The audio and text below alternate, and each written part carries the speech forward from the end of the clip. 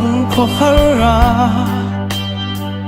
lung lên cha nghiến cái lại xua chê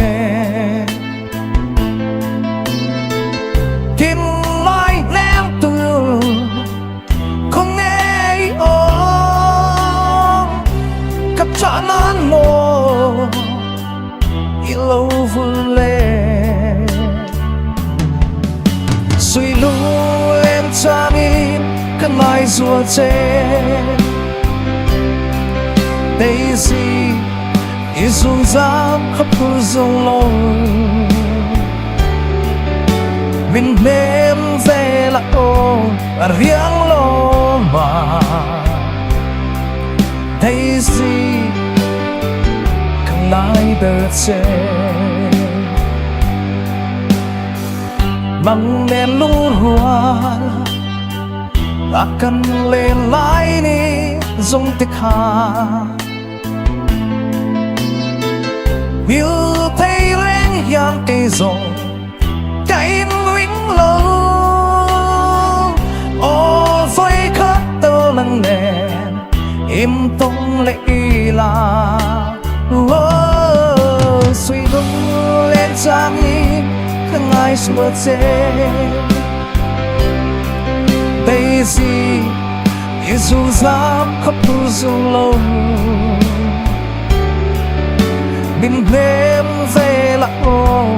riêng ô ba Daisy không ai đợi chê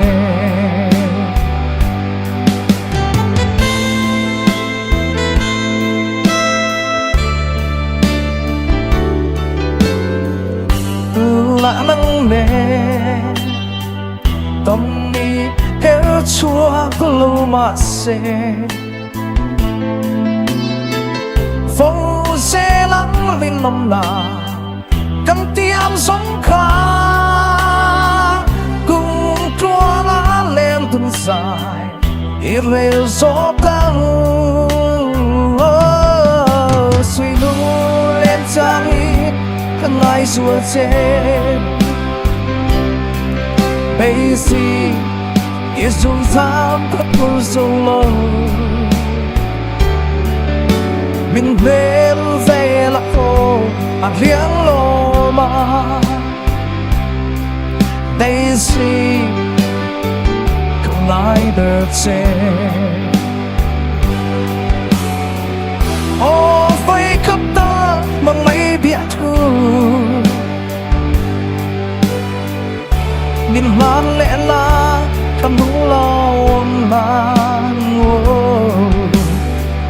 lim tên lại tua leng tu na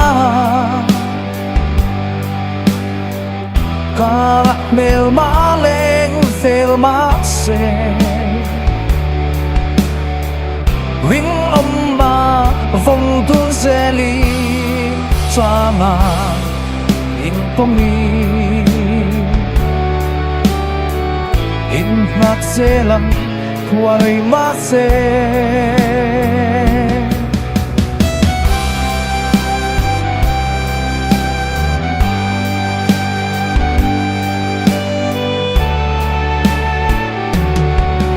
suy lu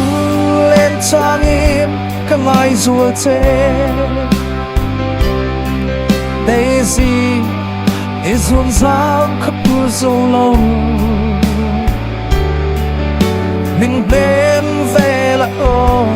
riêng lô mà Daisy không ai đợi chê